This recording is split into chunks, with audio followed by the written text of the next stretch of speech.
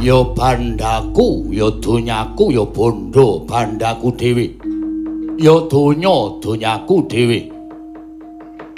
Anak lanang Anindita bocah mursid isa mikul dur mendem jero karo wong tuwa aja mung kandhek ning pangucap ning kababaro dadi pakarti jit.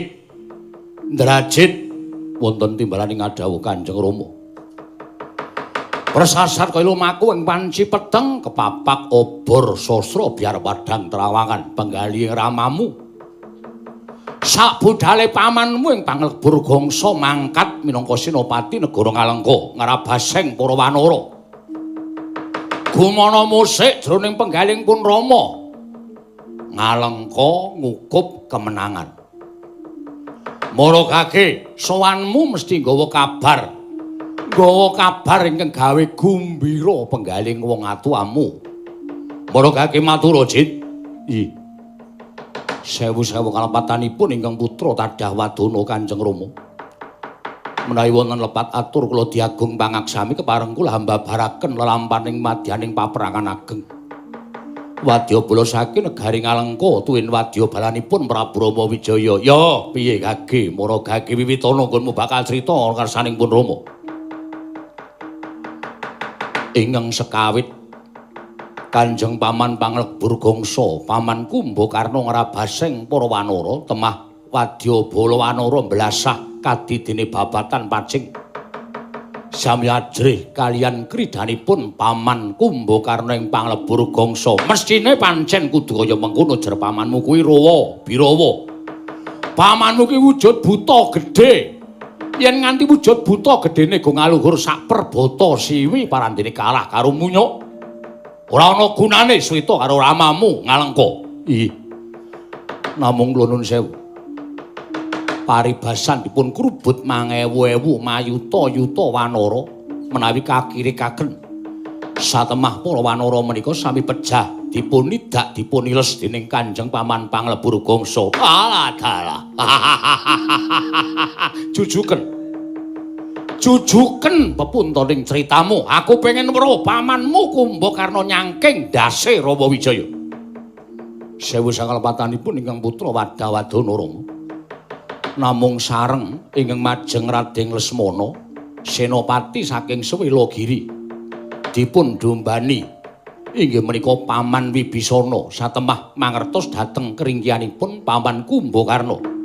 Rama, mugi andadosna ing kawuningan Paman Kumbakarna sakmangke kapuping Rana Madyalaga seda wonten ing paperangan. Piye? Wah! Wah, Kumbakarna.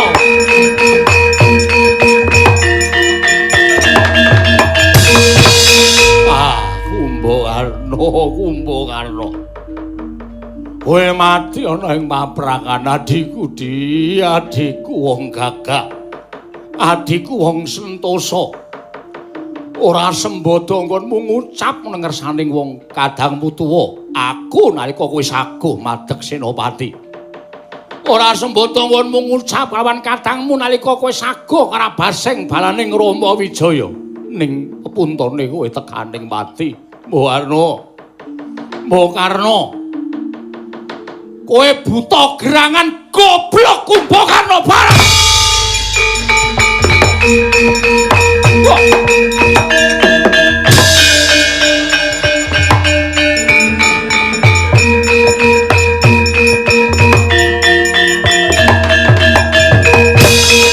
Kowe buta goblok, kowe buta pengung.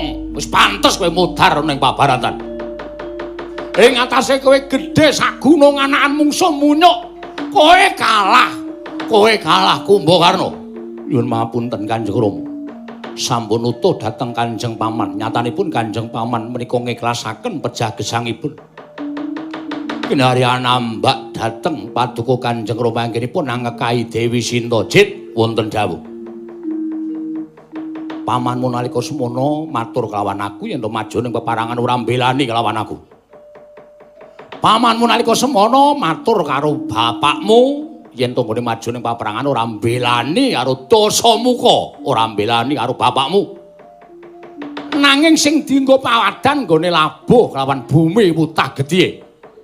Sing dienggo pawadan labuh kelawan bumi wutah gedhe, kowe ngerti dhewe. Wong Alengka sapa sing ora labuh karo Dasamuka mesti bakal mudhar ning negarane dhewe. Contone pamanmu Panglebur Bangsa. Ora usah dadak eta-eta dadi wong becik, ora usah dadak eta-eta dadi wong apik. Kanthi pawadan lelandhesan mbelani bumi wutah gedhe gombal. Aku ora percaya. Mula wis ora aneh yen to pamanmu Kumbakarna mati ana ing pabaratan. Aduh Kanjeng Rama.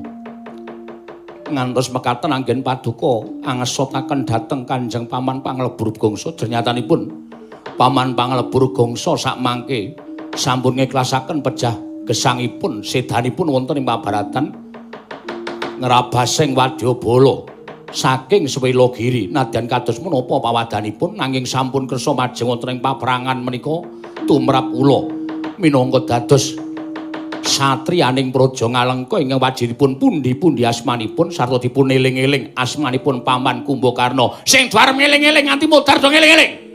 Aku ora sudi ngeling-eling pamanmu. Wong wis mati kok dieling-eling iki kurang gawean. Iya. Jit wonten dawuh. Ora lega rasane atiku yen to durung iso ngrabasing balaning Prabu Wijaya. Anak lanang wonten timbalan. Kowe tau tate pamer karo bapakmu bab pusakamu ing ngedap-edapi. Arane pusaka nami Nagapasa. Kaya ngopo? Nagapasa kaya ngopo? Aku tak nonton iso mateni Rama sak balane apa ora?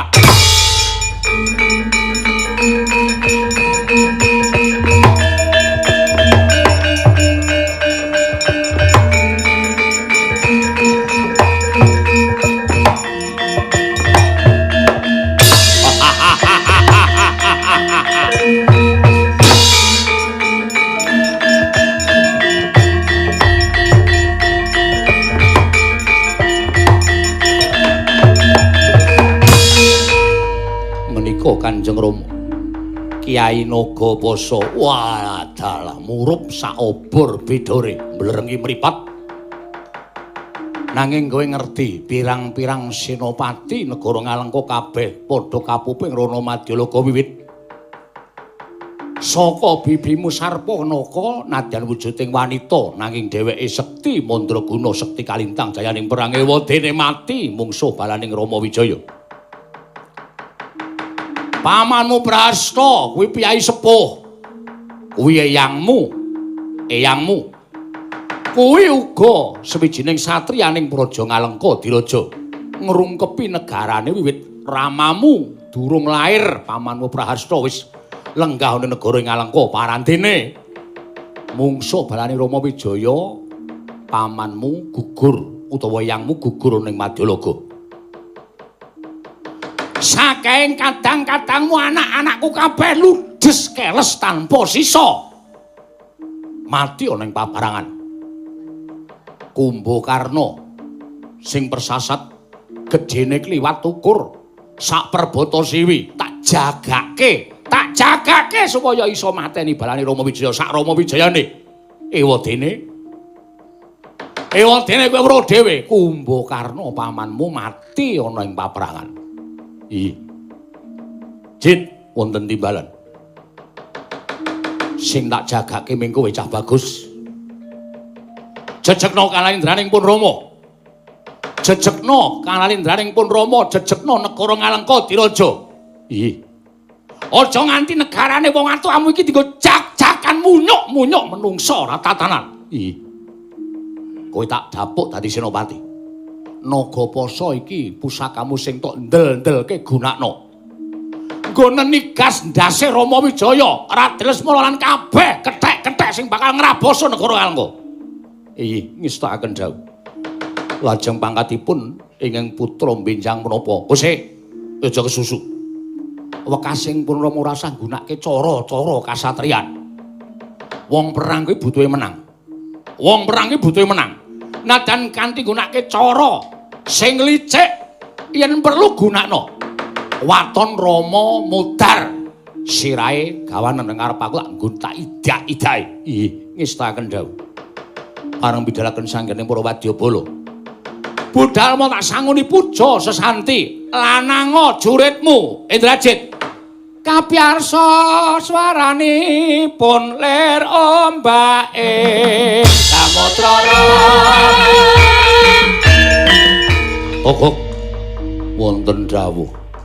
Milung wonten dawuh, Bos. Nuwun sewu, sonten-sonten kok ngetapaken para wadyabala niku genahe pripun?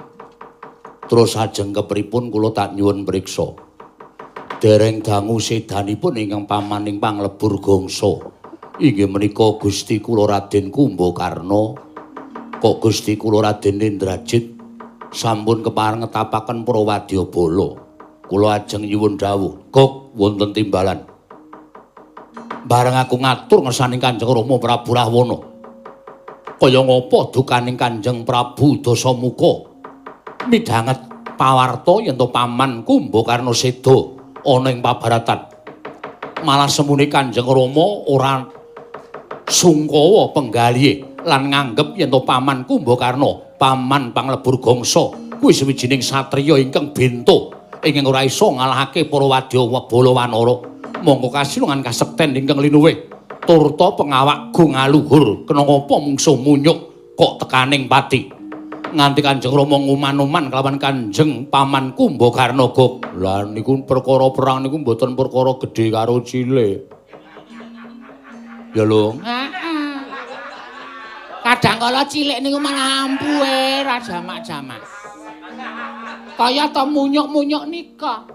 Munyuk-munyuk nika niku arep cilik-cilik, ning cilik ning mentes. Ngoten. Tur munyuk nika ngetutke piyayi sing berbudi bawaleksana, penggalihe resik tur ya tumindake apik ya kuwi Sang Marteng Jagat Prabu Ramawijaya. Mula nadyan dikaya ngapa munyuk cilik-cilik nika ampuh. Aku dhewe gumun ing ngatasé wis mayuta-yuta sing padha kaning pati didak diles dicokot dening paman panglebur gangsa. Ewadene rumangsaku munyuk kok kaya ora entek-entek. Nggih niku ampe teng riku niku mula ana tetembungan ala niku ora bakal tumama enten becik. Ora ana tetembungan sing jeneng ala niku ora bakal iso ngalahke sing becik, ya Gak? Niku. Kaya kula kali Togog niku gedhe cilik ning mentes kula. Togog niku gedhe ning empuk. Omong apa kowe? Omong tenan. Gede-gede gombong, gede-gede glombyar. Wis ora ana gunane. Cilika ki nek kaku, lho. Iso nggo mikul. Iso nggo ngapa-ngapa. Gedhe ki nek lemes kelumbrak-kelumbruk. Menengo.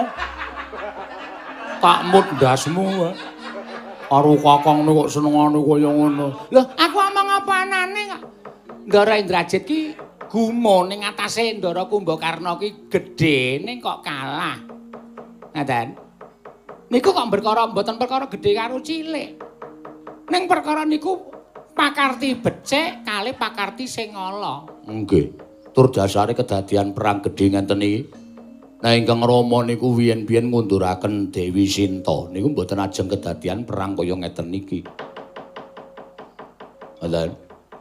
Prabu Rama tertemtu badhe nampi. Prabu Rama tertemtu badhe ngapura keluputanipun ingkang Rama. Ning nggih niku Prabu Dasamuka niku mboten kok wujuding Nalendra, ning piyambakipun niku wis mengeranke awake dhewe. Tegese mengeranke piye? Lho, panjenengan prisa piyambak to? Wong sak ngalengka niku ora kena nyembah karo Gusti, nyembahe kalih Gusti ya nyembah karo Prabu Rahwana.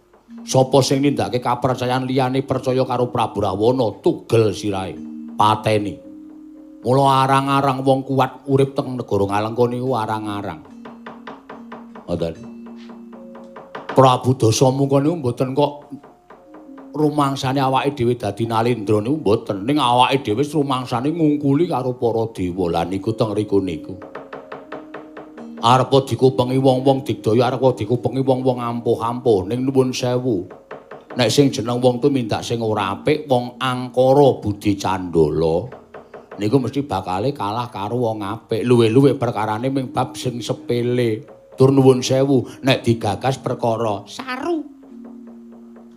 napa jagat niki ming sak godhong kelor. Kula niku wis ora kurang-kurang lho, biyen tekan sakniki kula niku ngelingke, ngemutke ning mesti ora tau digagas. Lho, widodari pirang-pirang, Putri Nalindra pirang-pirang, mongko isih do Kenyo. kok meso nyolong bojone Uwong. Lho. Niku. Kula tau takon kali Prabu Rawana, kok ngonten niku pripun? Kula malah dicerewet-cerewetke, didapur-dapurke, dunekke batur ngertimu apa? Dupak cangkemmu perot modar. Sepriki kula ora tau wani ngelekke Prabu Rawana niku mboten tau wani. Wong piyayene ya Kejem tenan kok. Kejem. Kula tau dikantuk rokoke susuke dijaluk. Niku tumrap kula kejeme ngungkuli wong mateni wong. kok iso? Lah iya no. Wong bilang tukoke rokok. Kula mangkat. Ming sisa 7,5 lho. Dijaluk. Monggo kula ora ndede tenan, ateges rak mateni kula secara pelan-pelan. Ada kan? Terus saiki nek dikongkon ora gelem. Gah, Terus Prabu Rawana mangkat dhewe. Mangkat dhewe we bakule rokok ditugel glune kok. wah kaya saka. Kejem ya. Kejem. Aku ngerti dhewe. Kretek didoli filter, mati kowe. Yes. Pedang Mentawa. Kusik. Pedang Mentawa kuwi pusaka kadewatan. Kuwi ora sembarang wong. Kok ming mateni Bathara kok nggawe pedang Mentawa kuwi nalarmu nendine lho. Ayo nggo lelucon kok ya, Gak. Lakon Ramayana iki angel lho golek lelucon. Oh iya ya. Ah iya to Gak bilung metu ki ben lucu ra entuk lucu. Heeh. Kuwi aku weruh dhewe. Tenan. Kejeme ngungkuli sapa-sapa. Ning karo putra tresnane ora jamak. Contone karo Ndara Indrajit kuwi. Jit, anak lanang ane ndita. Bocah mursid semukul demen karo wong tuwa. Aja kanteng nang pawat. Kampar ora arti. Kowe butuh apa, Jit? Kowe butuh duit ngang suwa. Apa jenenge? Yen perlu gerobak ana bondo ngalengka, ora bakal entek. Nggo kowe kabeh, Jit. Anak lanang, Trisirah, Trinetra, Trikaya. Ora Triamin. Triamin ki sinden. Oh. Udu anake Rawana ta? Udu. Oh, ayo ora ngerti kok aku. Mula dipek Marwan. Ha iya. Monggo Marwan ki wadyabala Swela Giri. Lebu munyuk. Ndasmu. Lho mbok ora sembrono moh aku lho. Ya nggo hiburan kok. Terus kersane pripun? Togok wonten timbalan. Aku didapuk Senopati. La la la. Sampeyan didapuk Senopati kalawan Kanjeng Rama Prabu Rawana. Malah aku dikeparengake nggunakake cara sing licik. Nyatane balaning Prabu Rama Wijaya ora iso dikalahke karo sapa wae. Kanjeng Paman Panglebur Gongso wae sedo. Mula aku taren karo kowe Gok. Nadyan kowe iki batur. Kowe swareg mangan gempalaning jagat legiasi ning kahanan. Kowe wong pengalaman. Kowe matur karo aku, piye carane mateni munyuk supaya gampang, yen munyuk iso dipateni, gadheng sirahe Rama Wijaya. Piye, Lung? Sulit. Hah? Sulit. Sulit ki apa? Asu jengkelit. Wis kerep krungu aku lho. Nen tetep apik to nek aku sing muni. Ah iya.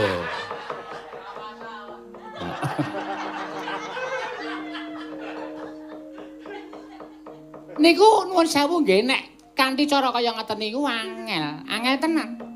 Merga nuwun sewu, pesanggrahan Swela Giri niku le Jaka tumbuk kemit. Ngendi-endi nggon dijagani munyuk. Mongko munyuk niku werna-werna, ana sing munyuk iso teng jero banyu, ana munyuk sing iso kaya seluman ora ketok, ana munyuke Prabu Ramajaya niku pirang-pirang. Oh. Ah, bengi niki sing digawa munyuk sing beskape putih. Wah. Kuwi klebu munyuk sing isane ming madang.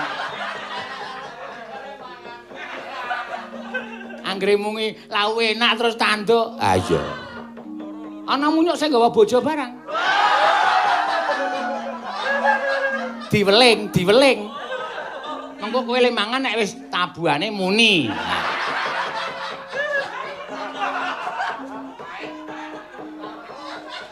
Gok, Nun, bilung kan minggat ae. Omong wae. Omong ora urung sambung rapat karo sing tak kandhake. Kowe aja sembrono lho, Lung. Ndara Indrajit kuwi nek wis duka, mengise ya kaya bapakne, mula sing ati-ati. Aku mung ngomongke kok. Ano. Niku wadyabala munyuk niku werna-werna. Sampeyan ajeng metu pundi? Arep metu banyu sing jaga sendrum banyu ana. Arep metu dirgantara munyuk sing mabur niku pirang-pirang. Anoman, Kapi, Kombang, Kapi, Cecak Rawon, Kapi, Cecak Ijo. ora ana. Ana. Oh iya. Kapi, Mregantil. Pokoke pirang-pirang. niku kabeh mabur kabeh. Lho, sing teng jero banyu ya ana. Teng jero banyu niku kaya to Kapi, Cacing kanil, Kapi, Wader pari, Kapi, koi. Kapi koi apa? Sing penting nak apa jeneng iki munyuk rai, Pak. Ah iya, ana tenan. Ana, ming durung tau ngetokke kok. Aku duwe. Oh ya syukur. Dadi aja dipaido kabeh munyuk ki ana kabeh. Kuwi pancen balane Prabu Rama Wijaya. Oh. Sampeyan jeng metu pundi? Metu alas, Kapi, Sardula, Kapi, Sing, Kapi, Raja Sing. ana apa? Ana. Kuwi nganggo mekutha. Mekutha dengkulmu melocot. Senengane ora. Gok, Nun. Aku duwe srana. Srananipun padine para wanara iki bakal tak jangka wanci bengi. Lah niki malah sampeyan nerak pacak nerajang perbatang. Tegese piye? Tegese wanci bengi niku wancine leren. Wong perang niku ya nganggo leren ora awan bengi nek awan perang nek bengi leren. Aku kok kewalik ya, Gok? Menengo. Ya wis tak ra omong. Awan perang bengi leren. Ngoten. Lah kok sampean bengi malah dienggo perang. Nanggung utawa nangguh para munyuk ora prayitna. Yen para munyuk ora prayitna, bakal tak wenehi daru beksi wisa racun saka daya kemandhenku. Men padha tekaning pati. Yen munyuk ingkang mayuta-yuta cacahe mau padha tekaning pati, gampang nggo golek dalan ketemu karo Rama Wijaya. Yen ketemu Rama Wijaya tak tugel sirahe tak atur Kanjeng Rama, aku bakal nampa ganjaran sing akeh. Piye, Lung? Mustahil. Mustahil piye? Ora bakal kelakon wis to. Gunake daru beksi wanci bengi munyuk do turu disebari racun sing lumantar Samirana. Wah. Gejayan. Gejayan dengkulmu melocot. Samirana ki angin. Oh, iya. Lumantar angin ben kena virus utawa kena racun munyuke do tekaning pati. Heeh. Nek munyuk tekaning pati gampang ngene tekan pakuwoning Prabu Rama terus Raden Indrajit arep nyedani Prabu Rama Wijaya. Ngono sing dijangka Ndara Megananda. Miturut kowe piye, Kok? Nek kula mung nderek mawon, wong kula niku mung batur, kula niku mung nderek mawon nek dingendikani ngenten iki kula ya mung isone melu ndedonga muga-muga iso kelakon. Nek tumrap kula ngoten niku, Pun dicoba mawon. Dicobi mawon. Mengke sebari racun, sebari wisa. Men para munyuk-munyuk niku padha tekaning mati, mengke sampeyan iso tekan pakuwoning Prabu Rama Wijaya, iso mbanda Prabu Rama Wijaya, niku ya apik mawon. Cara niku apik aja mung digagas. Ning dilakoni upama gagal, nggih pancen cara niku durung apik lan durung iso dienggo dadi srana sedaning Prabu Rama Wijaya. ngoten niku sing dikandhake Bilung. Kok wonten dawuh. Kowe karo aku ngambah dirgantara. Para wadyabala men gecak sawetara perang ana pesanggrahan Swelagiri. Mengko nangguh wanci bengi, monggo kula dherekaken. Kula mancing putih mlebu kampungku. Lho niki ngestakaken dawuh.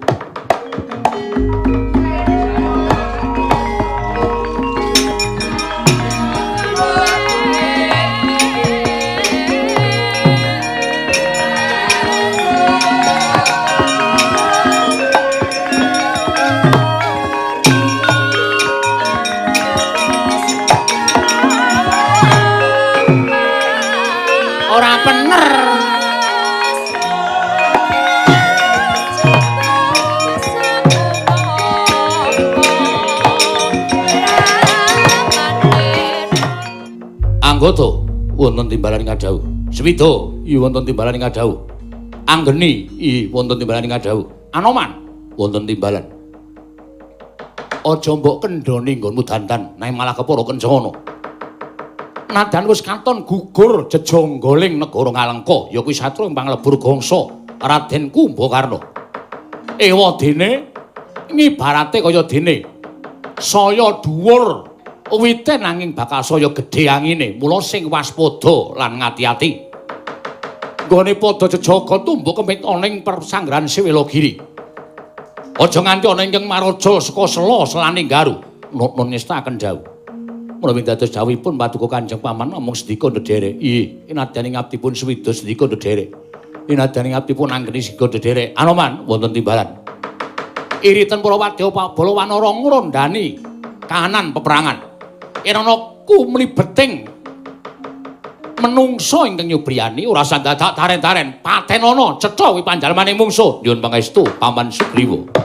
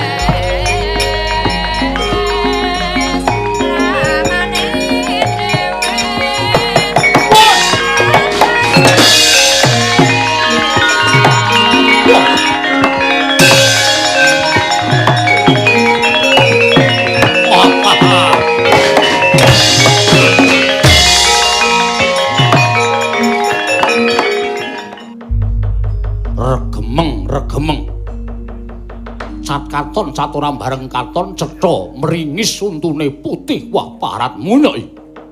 Wadya Bala Ngalengka dasar para nyata. Sapa kowe? Jaya Anggada. Senopatining Sewelogiri. Ayo kowe sapa? Tekeseting Sang Prabu Rahwana Raja. Aku Tumenggung Surasekti, Tumenggung Surasekti dasar para nyata. Ngerti yo? Dina samengko wis ana senopati anyar negara Ngalengka. Ora bakal gagas sedaning Raden Kumbakarna. Raden Megananda Raden Indrajit ingkang bakal ngrabaseng para wadya Bala Wanara. Ora sandadakku ki anggunem tanpa guna ayo kene. Senopati Ngalengka sing jenenge Indrajit kok ning ngarep aku nganggo keset ndase. Wah, cangkeme elek keparat. Ora minggat tebak darawene marganing patimu Singolina Prapteng Lale Surasekti.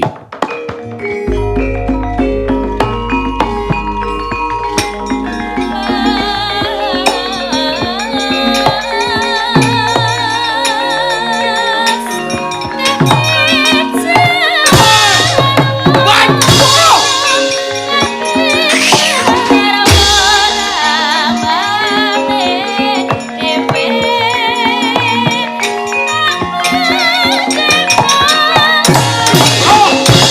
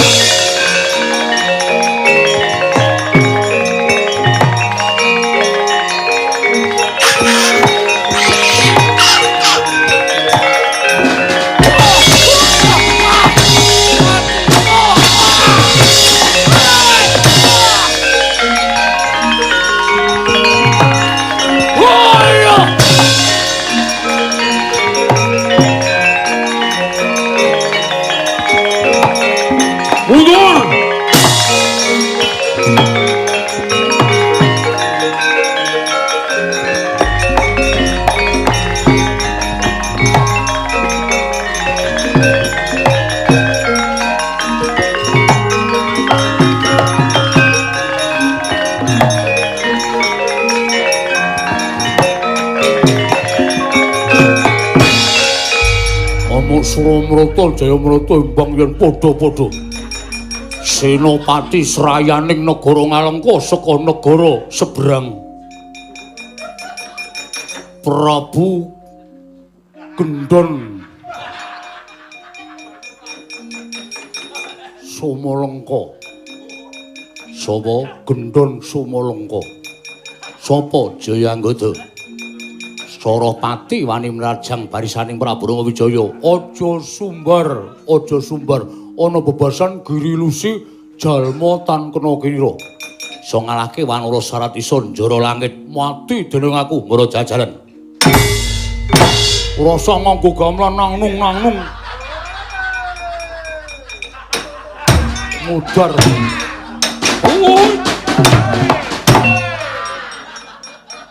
Nyepal.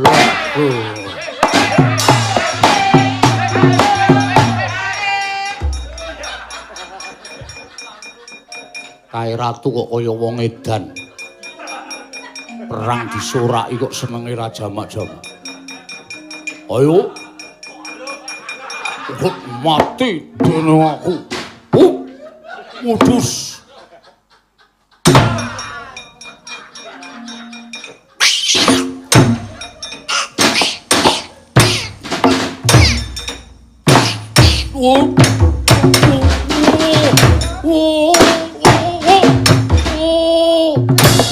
Cukur. Waduh. Ayo sambato.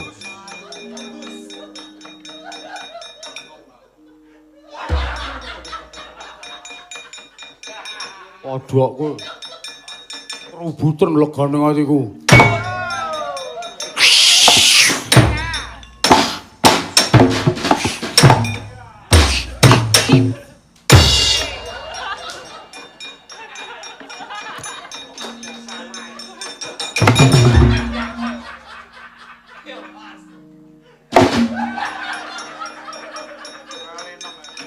Ayo, aja mung munyuk loro. Munyuk sing seragame putih-putih ngrubut.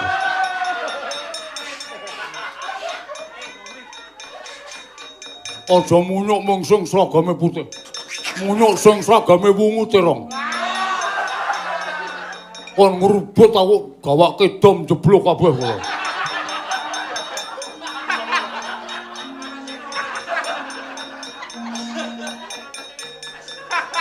Sepolok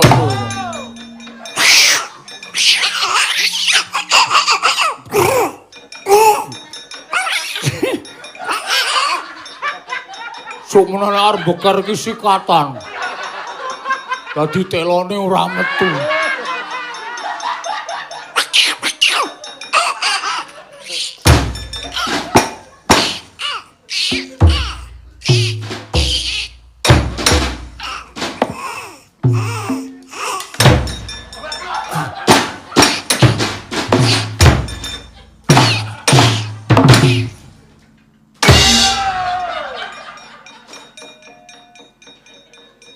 Pulang.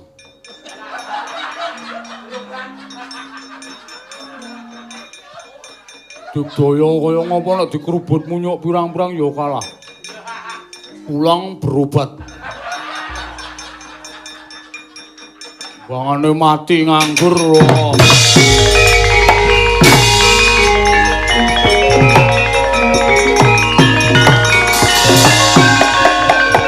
Wis ngancik wanci ratri jumbuh lawan weking tak jongko aja nganti kawis tara nggonku nlusup marang pesanggrahan Swelagiri ngregemeng nganti kaya gunung akehing para munyuk ingkang padha ngaso lan padha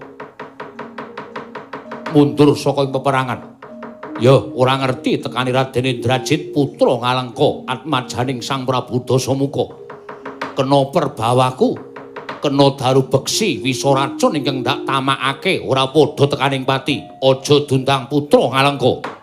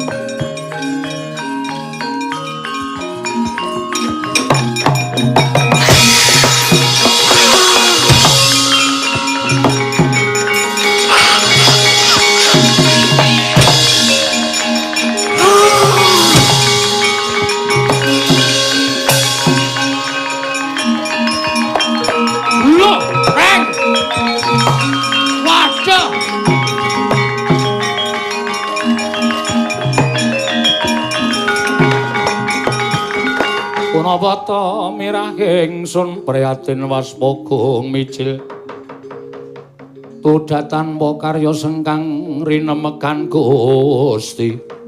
Ana apa, Tru? Iki kok dadi ana kahanan sing elok-elok ya, Gong? Lah piye? Munyuk pirang-pirang sing maune ting cruwet sing maune kaya padha seneng-seneng merga iso menang ngasorake prajurit utawa senopati saka negara Ngalengka. Kok iki do ting glethak. Monggo iki turu apa semaput, Gong? Ketoke kok yo bal-balan. Bal-balan dukung mboten. Awon stok lekaran kok bal-balan. Kowe iki mripatmu melek apa merem? Nek ngene iki mesti semaput apa tekaning pati, mengkari dicek. Nadine isih ana apa ora? Sapa? Nardi. Nadi kok nganti Nardi. Isih ana apa ora? Atiliki kono didemeki dadane iki ana keketeking jantung apa ora, Gong? Ya.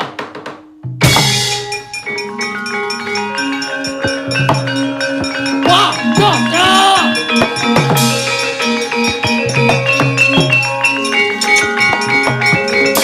Wis genah. Kowe golek horen, dimumumke nek iki ana lelayu. Tapi Jaya Anggota telah meninggal dunia dengan tenang. Gong, iki wancine ora gojek. Ayo mlayu. Matur ngesahi suwun Ndara utawa sinuwun Prabu Ramajaya utawa Kapi Sugriwa. Iki tanggung jawabe piye? Kok ana munyuk doting blasah. Iki kaya ana racun sing diserot lumantar angin, lumantar samirana kok nganti do kaya ngene kanane. Lho, Galo Gong, saya oke Galo. Walah, jan wis ketiwasan iki nek ora mlayu. Yo Gong, yo.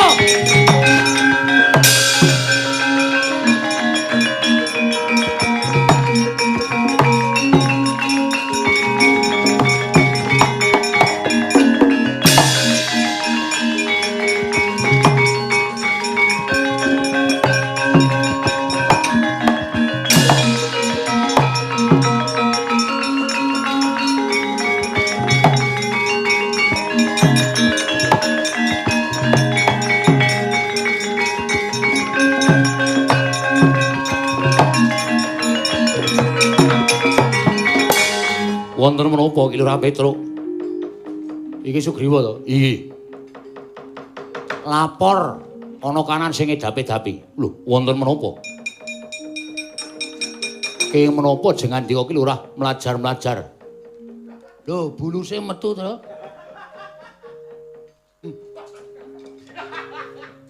Gawa utek. Ayo kowe iki kurang ajar. Wangine metu kok. Maha. Kethek-kethek suwela giri ora ana apa-apa. Ora ana sing nibani gegaman, ora ana sing nibani apa-apa. Pokoke ngerti-ngerti padha ting glethak. Sajake kaya katriwandan gedhe-gedhene tekaning pati. Ndara Sugriwa, weh ladala, wah ladala. Anu maneh ndi Petro? Anu maneh ndi?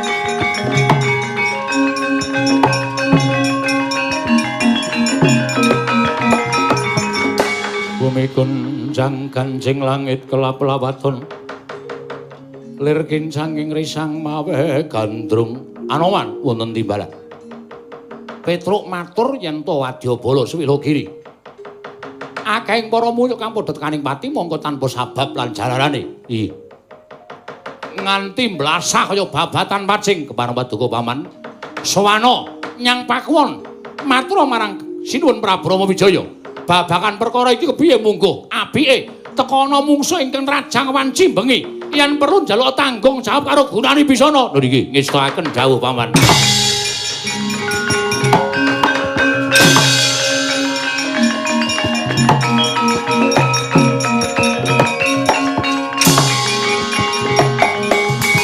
Barataya apa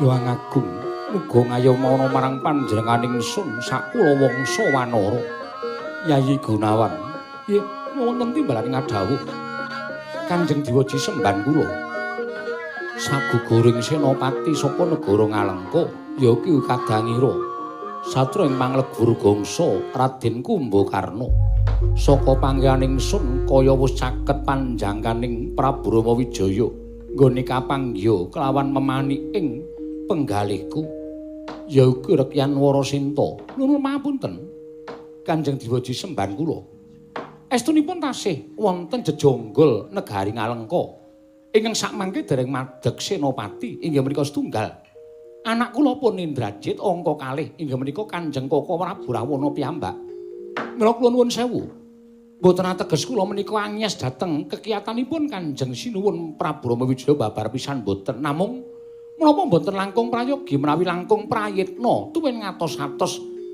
ngengeti saya caket Kanjeng Koko Prabu Rawana anggenipun madeg senopati ngrabasing para Wadyabala Wanara Sinuwun Prabu miat langening kalangwan aglar pandan moncartina lir kekonang sulem sorot etan padang kasor lan bajaring purnameng gekono dasari mangsa katiga apa kang dadi aturira Yayi Gunawan sayekti saya muwi kekuwataning pun Kakang Yayi luwih prayoga semenia sawetara senggana wonten dawuh ana parigawe apa semengko praptanira ing pesanggrahan maragake matur marang panjenenganing sun senggana Diwaji semban kula wanci dalu wancinipun para Wadyabala Wanara sami ngasuh tuwin mesanggrah dumadakan tanpa kanyana-nyana miturut aturipun para Panakawan miwah aturipun para Wanara kathah sangganing para Wanara ingkang nandhang katriwandan tuwin pejah ketingalipun wonten ingkang angabah-abahaken wujudipun inggih menika daru beksi wisa racun lumantar lampahing samirana satemah kathah Wanara ingkang samya katriwandan mekaten menggaturipun ing abdipun Anoman Sinuwun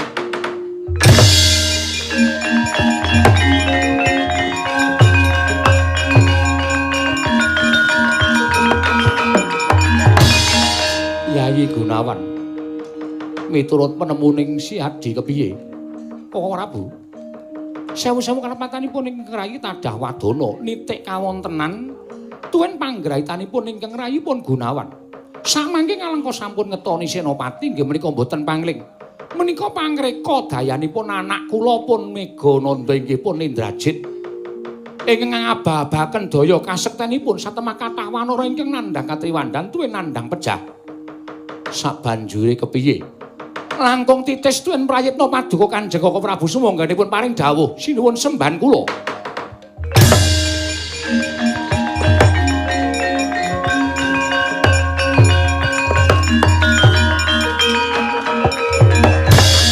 senggana wonten timbalan sinuwun mara dina iki sira ingsun utus ngupadya wujuding Ranlata maos sandi ing mapananing Gunung Mahindra golek ana dikongsi ketemu yen wis ketemu tumuli aturna marang panjenenganing sun ya ming wujudan tetuwuhanku ingkang bisa gawe srana waluyaning para Wadyabala Wanara aja bali lamun durung ketemu ingkang Den Upadi nuwun nyuwun pamit sing ati-ati aja kaya bocah cilik ngono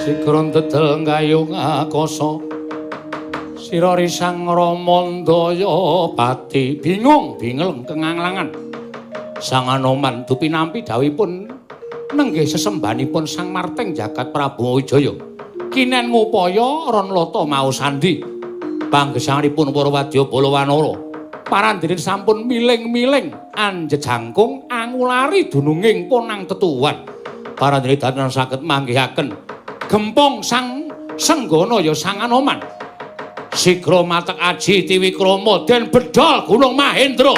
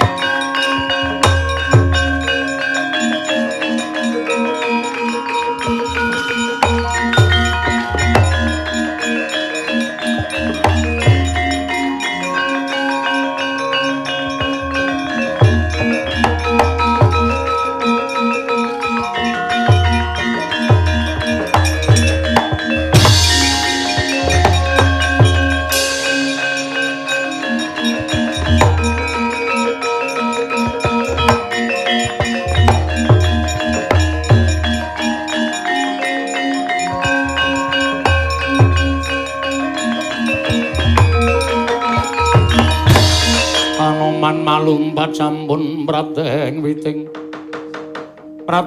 naga sari mulat mangandhap katingal sewu-sewu kalepatanipun ing abdi tadah wadana menapa dipun ngendikaken Gusti kula ingkang sinuwun ingkang abdi dereng saged dungkap wujuding Ranlata mau sandi mila samangke gempung raos sing manahipun ingkang abdipun Anoman tumunten Gunung Mahendra kula aturaken dhateng ngersanipun paduka Gusti kula ingkang sinuwun Prabu Rama Wijaya sumangga anipun badhe aniti priksa babagan inggih menika tetuwuhan ingkang kinarya srana waluyanipun para wadya Balawanara diweji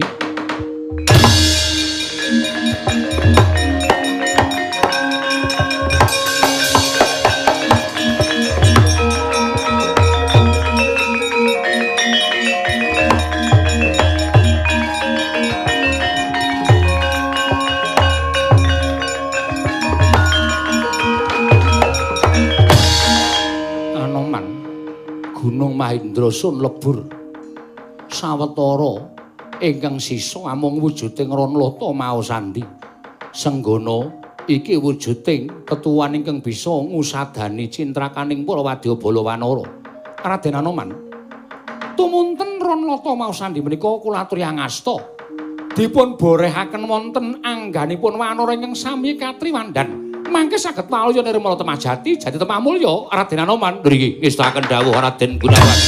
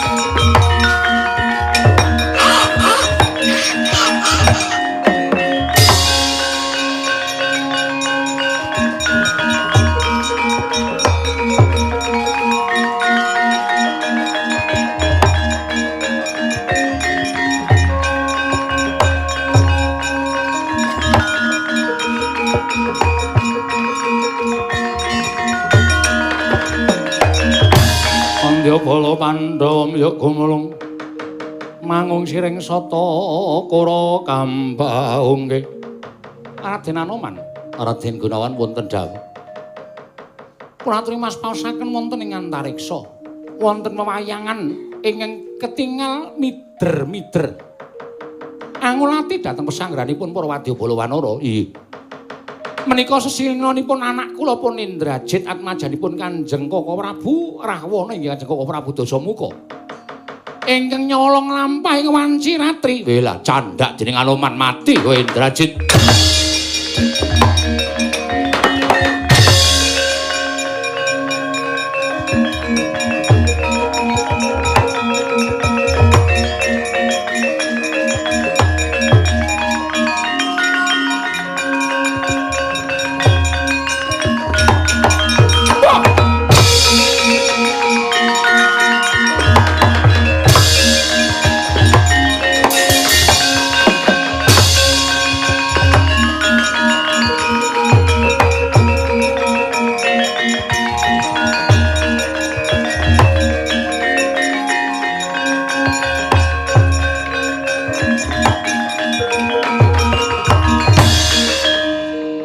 Kaya kilat kesit pindha tatih tindahipun ngantos nglangkungi samudra